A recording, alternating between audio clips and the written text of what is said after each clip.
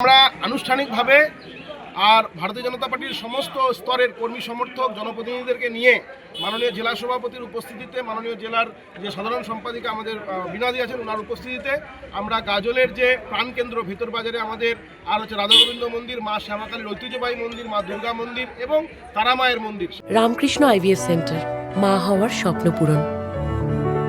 এই মন্দিরে আমরা পুজোর মধ্য দিয়ে আমাদের যে আনুষ্ঠানিক প্রচার কার্য সেটা আমরা শুরু করলাম। এই কার্যক্রমে আমাদের মাঝে আমাদের মিলন কাকু রয়েছেন, আমাদের মণ্ডলের সভাপতিরা রয়েছেন, বিভিন্ন স্তরের কর্মী সমর্থকরা রয়েছেন এবং মানুষের যে উচ্ছ্বাস সেই উচ্ছ্বাস আমাদের সঙ্গে রয়েছে। এবং বর্তমানে এইবারের ফাইট মূলত কার সাথে এবং কি বলবেন?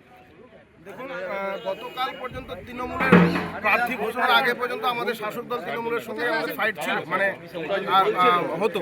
কিন্তু গতকাল প্রার্থী ডিক্লেয়ারের পরে সাধারণ মানুষ এবং ভারতীয় জনতা পার্টির কর্মীরা ফোন করেছে যে এবার আমাদের হচ্ছে প্রতিযোগিতা আমাদের নিজেদের সঙ্গে।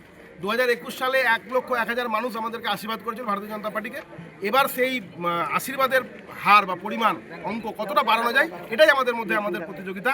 এবং আমার সমস্ত কর্মী সমর্থক, গাজল বিধানসভার ভারতীয় জনতা পার্টির অনুরাগীরা সকলে মিলে এই লক্ষ্যেই এগোচ্ছে বলে আমার